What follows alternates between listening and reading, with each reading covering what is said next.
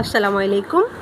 Class 6 এর সুপ্রিয় শিক্ষার্থীবৃন্দ, লার্নিং উইথ এ প্রিয়ার আজকের আয়োজনে তোমাদের জন্য থাকছে ইউনিট 14 এর লেসন 14.2 এবং তোমাদের পেজ নং হচ্ছে 106। আমরা প্রথমে ইনস্ট্রাকশনটা পড়ে নিব। দেখো এখানে লিখেছে, now in pairs or groups ask and answer the following questions. Now মানে হচ্ছে এখন, পেয়ার মানে হচ্ছে জোড়ায়, গ্রুপ মানে হচ্ছে দলবদ্ধভাবে, আস্ক মানে হচ্ছে জিজ্ঞাসা করা, আনসার অর্থ হচ্ছে উত্তর দেওয়া, ফলোয়িং মানে হচ্ছে নিচের। হ্যাঁ, তাহলে তোমাদের এই যে ইনস্ট্রাকশনটা সেটার অর্থ কী দাঁড়াচ্ছে? সেটার অর্থ হচ্ছে এখন জোড়ায় বা দলবদ্ধভাবে নিচের যে প্রশ্নগুলো দেওয়া আছে সেগুলো জিজ্ঞাসা করো এবং উত্তর দাও। অর্থাৎ তোমরা দুজন করে অথবা কয়েকজন মিলে একটা গ্রুপ করে এই যে নিচে যে 3টা কোশ্চেন দেওয়া আছে এই কোশ্চেনগুলো একজনকে জিজ্ঞেস করবে এবং উত্তর দিবে। ঠিক আছে, তো চলো আমরা একটু শুরু করি। আমাদের প্রথম যে কোশ্চেনটা সেখানে লেখা আছে, have you ever written an application letter or email.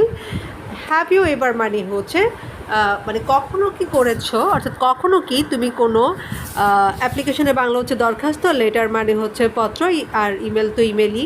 তো তুমি কি কখনো কোনো দরখাস্ত অথবা কোনো পত্র বা চিঠি বা কোনো ইমেল লিখেছো কি না?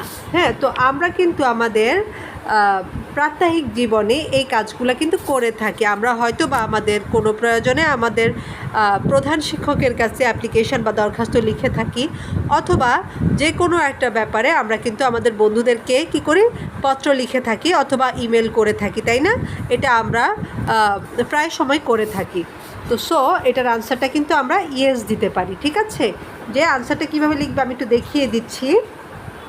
যে এইখানে শুধুমাত্র যেহেতু তোমাকে প্রশ্নটা করেছে যে তুমি কি কখনো দরখাস্ত লিখেছো কি না বা লেটার লিখেছো কি না বা ইমেল লিখেছো কি না, তো তোমার আনসারটা হবে হচ্ছে ইয়েস। হ্যাঁ, ইয়েস দিয়ে একটা কমা দিবে, তারপরে হচ্ছে তারপর এখানে যেহেতু প্রশ্নটা তোমাকে করেছে তো তুমি ইউ এর পরিবর্তে লিখবে হচ্ছে আই।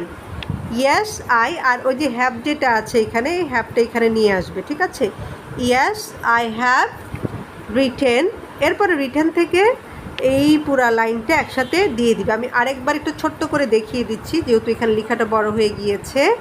এখানে ইয়েস দিয়ে একটা কমা দিবে, তারপর ইউ এর পরিবর্তে দিবে হচ্ছে আই, যেহেতু তুমি তোমার নিজের কথা বলছো, আর হ্যাভটা এখানে লিখে দিবে ইয়েস আই হ্যাভ।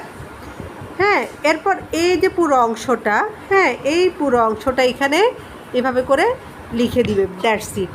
হ্যাঁ, আর প্রশ্নবোধক যে চিহ্নটা এখানে রয়েছে সেটার পরিবর্তে তুমি একটা ফুল স্টপ বসাবে।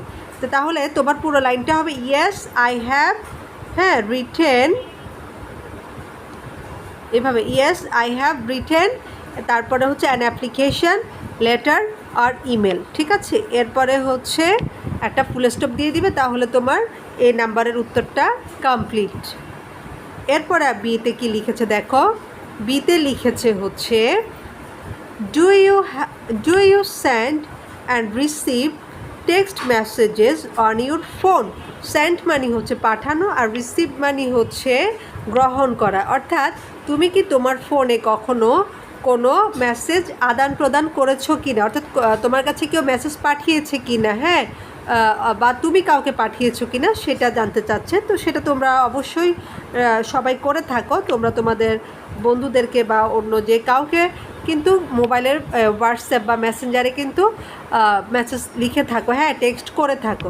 তাহলে এটার উত্তরও সেই এই নাম্বারের মতো এরকম লিখবে ইয়েস, হ্যাঁ তারপর একটা কমা দিবে, ইয়েস লিখে YES ইয়েস আই, ইউ এর পরিবর্তে এখানে আই লিখবা, আর বাকিটা এতটুকু পর্যন্ত ঠিক থাকবে। Yes I send and receive, হ্যাঁ এভাবে করে লিখবে RECEIVE, I receive text message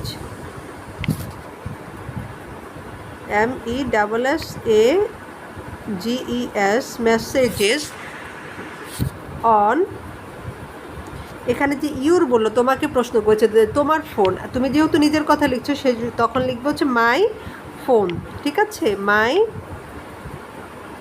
phone লিখে এখানে একটা ফুল স্টপ দিবে যে yes I sent and receive text message on my phone. হ্যাঁ, এইভাবে করে তোমরা লিখে এখানে একটা ফুল স্টপ দিয়ে দিবে। খুবই সিম্পল, জাস্ট প্রথমে ইয়েস লিখে একটা কমা দিবে, তারপর আই লিখবে, এরপর এইটুকু অংশ কিন্তু লিখে নিবে যে yes I sent and receive text message on পর্যন্ত লিখে শুধুমাত্র এখানে যে ইউর লেখা আছে ইউরের পরিবর্তে লিখবে মাই, আর ফোনের জায়গায় ফোন, আর প্রশ্নবোধক যে চিহ্নটা তার জায়গায় একটা ফুল স্টপ, এতটুকুই।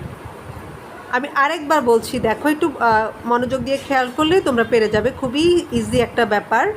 প্রথমে ইয়েস আই লিখে এই যে ইউ এর পরিবর্তে লিখবে হচ্ছে আই, তারপর sent and receive text message on পর্যন্ত লিখবে একেবারে কোশ্চেনটার মতো, আর এখানে ইউ এর জায়গায় লিখবা মাই, আর ফোনের জায়গায় ফোন, ফুল স্টপের জায়গায় ফুল স্টপ, তোমার আনসারটা রেডি, ঠিক আছে। এরপর আমরা সি নাম্বারে দেখছি, দেখো সি যেটা বলেছে যে do you use the same words and style when you write an application to your head teacher or text your friend. Use মানে হচ্ছে ব্যবহার করা, সেম মানে হচ্ছে একই, ওয়ার্ডস মানে হচ্ছে শব্দ, স্টাইল মানে হচ্ছে পদ্ধতি।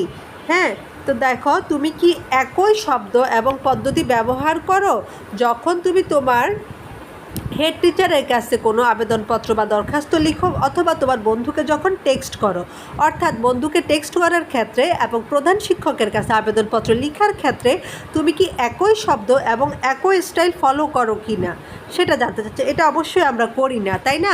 আমরা কিন্তু প্রধান শিক্ষকের কাছে যখন দরখাস্ত লিখি তা খুব ফর্মাল একটা ফরম্যাট আমরা ব্যবহার করি। আমরা কিন্তু লিখি টু দ্য প্রিন্সিপাল, হ্যাঁ, যে তারপরে হচ্ছে তোমার স্কুলের নাম দাও, স্কুলের অ্যাড্রেস দাও, এরপরে সাবজেক্ট লিখো, তারপর হচ্ছে sir with due respect and humble submission, এইভাবে কিন্তু আমরা লিখে থাকি যে জনাব সবিনয় বিনীত নিবেদন, এই যে এইভাবে করে কিন্তু আমরা লিখি, তাই না? আর এই ফরম্যাটটা কিন্তু আমরা আমাদের 14.1 যে লেসনটা ছিল সেখানে কিন্তু পেয়েছি। তো যেহেতু আমরা টেক্সট এবং অ্যাপ্লিকেশান দুটো আলাদা আলাদা পদ্ধতিতে লিখে থাকি, সুতরাং আমার আনসারটা কী হবে? আনসারটা হবে নো, NO, নো, আর নো লিখে একটা কিন্তু কমা দিবে। আমরা আমাদের এই বইয়ে প্রথম দিকের যে ইউনিটটা ছিল সেখানে কিন্তু পাংচুয়েশন সম্পর্কে জেনেছিলাম, তাই না? যে ইয়েস এবং নো এর পরে কিন্তু কমা বসাই, এই যে পাংচুয়েশন মার্কসের বিভিন্ন ব্যবহার আমরা পড়েছিলাম কিন্তু। তো আমার মনে হয় তোমাদের মনে আছে ওই যে ফিউচার, আচ্ছা যাই হোক, সেটা আবার আলোচনা করতে গেলে অনেক ডিটেলস হয়ে যাবে।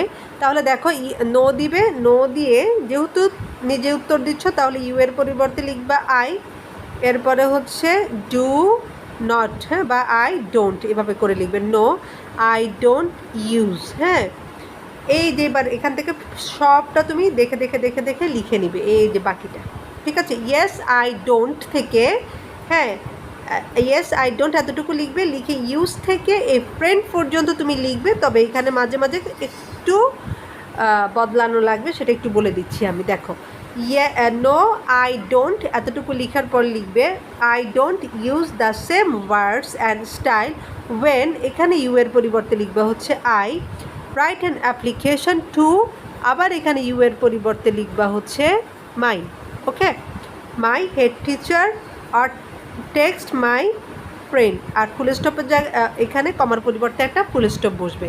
তাহলে তোমার আনসারটা কি হচ্ছে? নো আই ডোন্ট, এরপর দেখো use the same words and style when I write an application to my head teacher আর টেক্সট মাই ফ্রেন্ড, এরপরে একটা ফুল স্টপ দিয়ে দিব। হ্যাঁ, আমরা প্রশ্নবোধক বাক্যে হচ্ছে এই প্রশ্নবোধক চিহ্নটা ব্যবহার করি, আর যখন বর্ণনামূলক বাক্য দিই তখন হচ্ছে এই যে ফুল স্টপ ব্যবহার করি। এটাও কিন্তু তোমরা পাংচুয়েশনে পড়েছো। তো এইভাবে করে আনসারটা সাজাবে।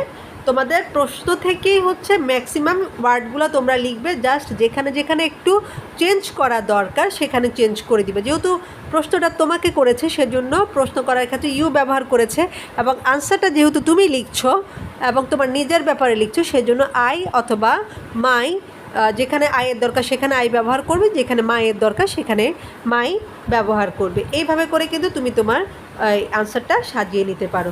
তো আজকের ভিডিওটা তোমাদের কেমন লেগেছে সেটা অবশ্যই আমাকে কমেন্টে জানাবে। আর যারা চ্যানেলটায় সাবস্ক্রাইব করেছো এবং এতদিন ধরে লার্নিং উইথ এ প্রিয়াকে সাপোর্ট দিয়ে এসেছো, তোমাদের প্রতি আমার আন্তরিক কৃতজ্ঞতা এবং ধন্যবাদ। আর যারা চ্যানেলটায় নতুন এবং আমার ভিডিওগুলো যদি তোমাদের ভালো লেগে থাকে কাইন্ডলি সাবস্ক্রাইব করে নিবে এবং ফ্রেন্ডদের সাথে শেয়ার করবে।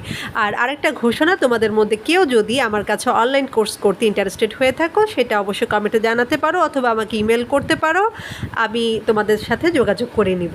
তো আজকের মতো এখানেই শেষ করছি, সবাই ভালো থাকো।